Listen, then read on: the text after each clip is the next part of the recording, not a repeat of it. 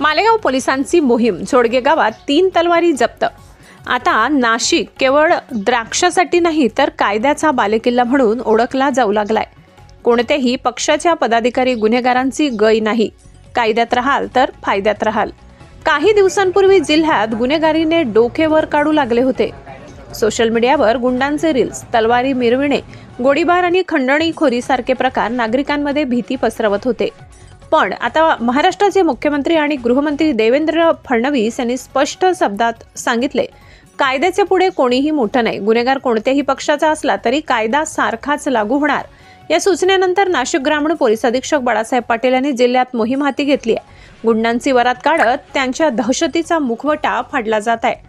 मालेगाव तालुका police हद्दीतील जोडगे गावात पोलिसांनी अजय बाळू जाधव या आरोपीकडून 3 तलवारी जप्त केल्यात. या प्रकरणी गुन्हा क्रमांक 745/2025, भारतीय न्याय संहिता कलम 4/25 तसेच महाराष्ट्र पोलीस अधिनियम 37(1)(3) व उल्लंघन 135 नुसार गुन्हा दाखल करण्यात आलाय.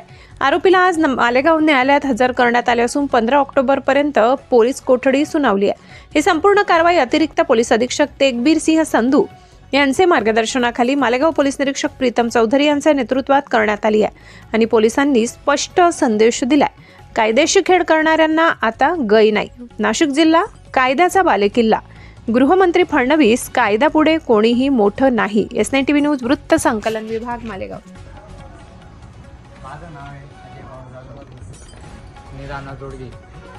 माझ्यापेक्षा तलवारी होत्या. मित्रांनी बड्डे दिवशी तलवारी घेऊन गेले. त्यांनी रील बनवली. मित्रांनो, तुमच्यापेक्षा कधी अशा हत्यार असेल तुम्ही अशी रील बनवू नका. बस एवढी माझी नवरी मिळून. नाशिक जिल्हा कायद्याचा बालेकिल्ला. नाशिक ग्रामीण पोलीस गुन्हेगाराच्या विरोधात सध्या मोहीम सुरू केली. वेगवेगळ्या रीलच्या माध्यमातून लोकांच्या मनावर राज्य करू पाहत आहे. परंतु हीच गोष्ट त्यांना जेलमध्ये घालू शकते.